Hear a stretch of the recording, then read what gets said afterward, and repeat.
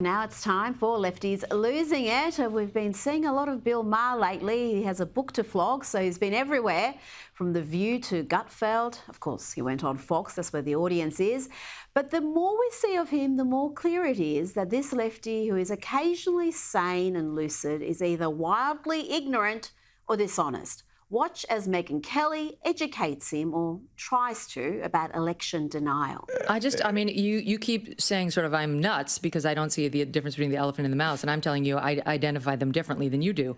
Hillary Clinton, of course, is the original election denier. I'm sure you voted for her in 2016. Well, she's not an election denier. She absolutely was the OG election denier.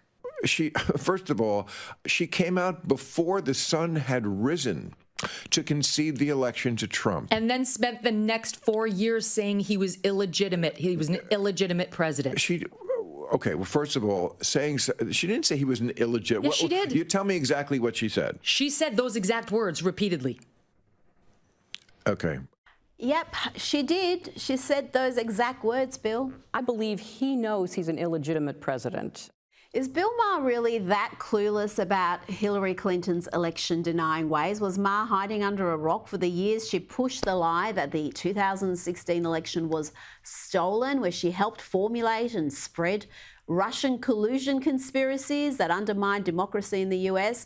Maher is either frightfully ignorant or lying. There are no other options at this point. Let's remind him of some of the things Hillary has said. I believe he knows he's an illegitimate president. He knows. So I know that he knows that this wasn't on the level. I don't know that we'll ever know everything that happened, but clearly we know a lot and are learning more every day, and history will probably sort it all out. As I've been telling candidates who have come to see me, you can run the best campaign. You can even become the nominee, and you can have the election stolen from you. Apparently, Bill Maher missed that, and he also missed the truth about January 6th, or as he calls it, the insurrection. Let's listen now to some of his paranoid fantasies. On January 20th, 2025, he'll show up at the White House, whether he's invited or not. And I don't think that's going to be good. He's gonna bomb in if he lost? Yes. Oh, yeah. Bomb is a word I wouldn't even throw around lightly. Oh, stop it. He's not going to do that. Right. Like there was never an attack on the Capitol, Megyn. Oh, I hear you. But he's not going to show up at the inauguration. Like they didn't show up at the Capitol and break windows and knock down doors and kill cops and chase. They didn't do that. And they didn't break windows, they didn't knock kill down cops. They of course did. No, they didn't. Who did? They died of natural causes that day? Capitol Police Officer Brian Sicknick, the medical examiner, has determined that he suffered 2 strokes and died of natural causes. Yeah, nobody died that day. Cops? No, not true. Who? Okay. Who? Oh, I don't remember the names. They didn't. There was Brian Sicknick, who died later after the fact. Megyn Kelly is so much smarter, better informed and better at her job than Maher. It's frightening. He's the best they've got, though. And the man who prides himself on his depth of knowledge and critical thinking skills kept on embarrassing himself. Here, Megyn schools him on the selective enforcement of the law that saw Biden still classify documents and not be charged. One actually had the ability to declassify documents and keep them because he'd been the president, and one didn't because he should have been looking at documents only in a SCIF while a sitting U.S. senator, and clearly he stole classified documents that he wasn't entitled to and never had the ability to declassify them. Yeah. Maybe you know more about that than I do. I don't remember that part of it, and I always don't trust anything I hear until I vet it from the other side, because everybody sort of has their one-sided view of it, and narrative is more important than truth. I know this is the right-wing narrative. I'm not like that, Bill. I care about facts. I practiced law for 10 years. I want to get the cases right. You know, Conservatives are guilty of the bigotry of low expectations when it comes to Bill Maher. I've done it too. I've praised him and played his clips when he's occasionally said something sensible, something the right has been saying for years. But at his core, he's a delusional Democrat who has spoken of his dream of seeing Gavin Newsom becoming president. Yeah, the California governor, that one. I think fellow traveller Bill Burr summed up Maher nicely during their recent chat. Most of the you say is not smart It's just sort of obscure. It's not obscure to a certain percentage of people. I'm people that are at your not some altitude. giant egghead. I'm just I know you're not that smart. And Greg Gutfeld had the right idea about Ma, who was on his show earlier this week. That's the most important thing that's going on in this country. He didn't concede the last election. He's not going to concede this election. You don't know that. When? And everybody said, oh, you smoke too much pot. Turned out I smoked just the right amount of pot. There's no right amount. So, yeah. Dr. Drew. Yes, sir. You're really good at diagnosing mental illness. Okay. What is Bill's problem?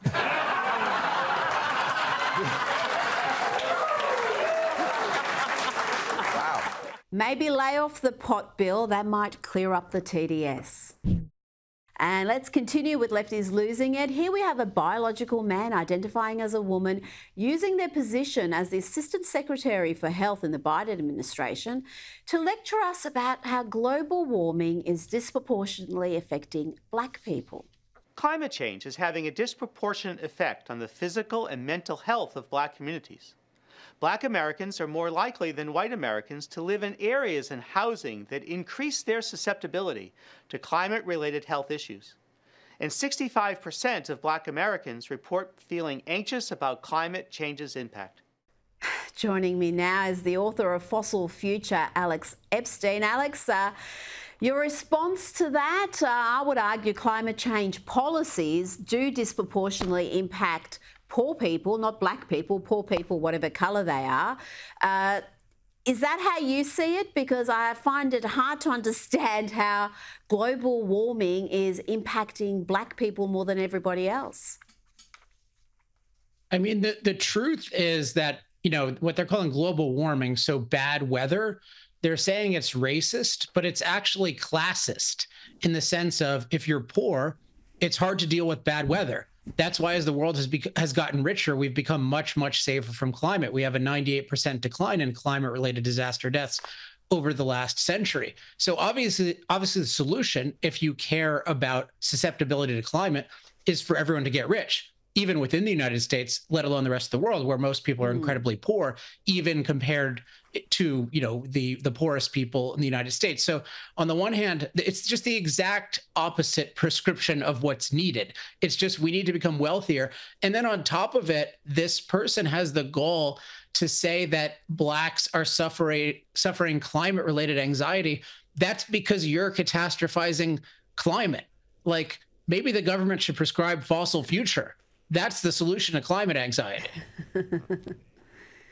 That is a very good prescription indeed. Now, here's some good news. This week, shareholders at oil giant Shell overwhelmingly rejected a climate change resolution filed by green activists, urging it to align its reduction targets to the Paris Climate Agreement. Alex, only 18% of shareholders back this proposal. In March, we saw Shell weaken its 2030 carbon reduction target.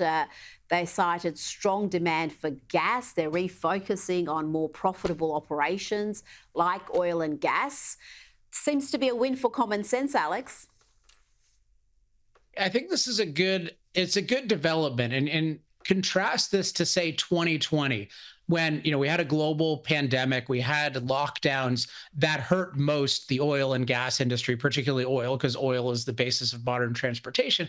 And you had all these people saying, I was wrong for saying that, you know, we have a fossil future, that we actually need more oil going forward. And they're like, look, oil demand is low. It's not good to invest in oil. Now, why am I bringing this up in this context? Because the fact that oil stocks happen to be crashing because of those circumstances allowed a bunch of opportunistic ESG types to claim that disinvesting from oil was somehow a wise investment thing, when in fact what happened is right after that, oil became one of the best performing sectors in the world as demand rebounded and then continued to increase to record levels where we are now, and we're still increasing. So what's happened is all these do-gooder ESG types who were thinking they would get rich being ESG are realizing that they're getting poor being ESG, and that if they have Shell or BP or all these other virtue signaling companies who've claimed that they want to go net zero, that if they actually do that, it's going to crater their stock. So I'm glad that people are waking up to financial reality, and it's helping defang this really insidious ESG movement,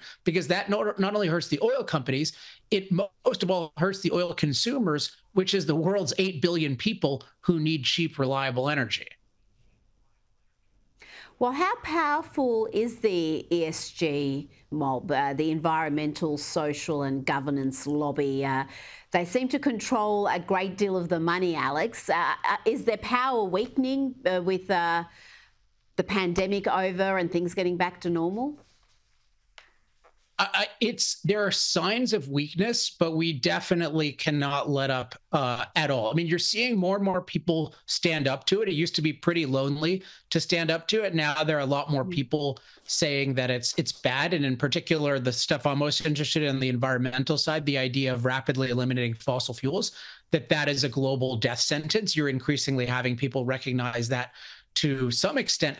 But unfortunately, the ESG movement has totally poisoned so many institutions and taken them over. And I'll just give an example of in the realm of AI, which is a new huge source of demand in the United States and around the world. A lot of these leading AI users like Microsoft and Facebook have been promoting ESG poison for years, and that's led to the shutdown of reliable power plants on our grid. This should sound familiar to Australians, and trying to replace them with unreliables. And now we don't have nearly enough electricity for AI. So you're seeing these institutions are not yet apologizing. I'll think it's great when Microsoft and Google and Facebook apologize for ruining our grid with ESG. Until then, I'm not complacent. Well, our National Science Agency, the CSIRO, has published a report that insists that powering our country with nuclear energy is going to be far more expensive, nearly double the cost of doing it with renewables. $16 billion and 16 years is what it will apparently take to build a large-scale nuclear reactor. Is this true, Alex, or is this just another sign of the CSIRO being captured by the green ideology? I want to draw people's attention to a weird kind of schizophrenia that you have going on here, which you often see, which is there's a total can't-do attitude with fossil fuels and in particular nuclear. So they act like, oh, it has to be incredibly expensive, even though, say, South Korea is able to do it cheaply. The United States used to be able to do it cheaply before we ruined it with bad regulations. So they have a total can't-do attitude with regard to nuclear, but with unreliable solar and wind, which have never powered any country anywhere without totally parasiting unreliable fossil fuels and nuclear, they have this infinite unicorn fantasy can-do attitude. And so one of the fallacies here is they're comparing unreliable power to reliable power. So that's like comparing rotten oranges to apples. So they're not comparisons. What you need to happen is if you want to use solar and wind, the so-called renewables, those companies should figure out how to make them actually supply reliable electricity, provide the batteries themselves. Then what they see is just prohibitively expensive. But they're just comparing the cost of unreliable to reliable. So that's intellectually non-serious. It is intellectually dishonest, you're absolutely right. Now, Prime Minister Anthony Albanese has unveiled a $550 million strategy aimed at turning Australia into a world-leading battery manufacturer. This is another step, we are told, in firming up renewables and supporting the net zero transition. But can batteries ever provide that baseload power that a first world nation like Australia needs? Well, ever is a long time, but with the technology we currently have, they're nowhere near close. They're not even the best form of storage. What's called pumped storage tends to be much cheaper. We just don't have any form of man-made storage right now that can accommodate the unreliability of solar and wind. So what happens is you build these battery facilities, and what happens is they'll say, oh, we have this many megawatts of batteries, and isn't that going to be great? But a megawatt of batteries is not the same as a megawatt of natural gas, because the megawatt of batteries usually lasts 4 hours maximum.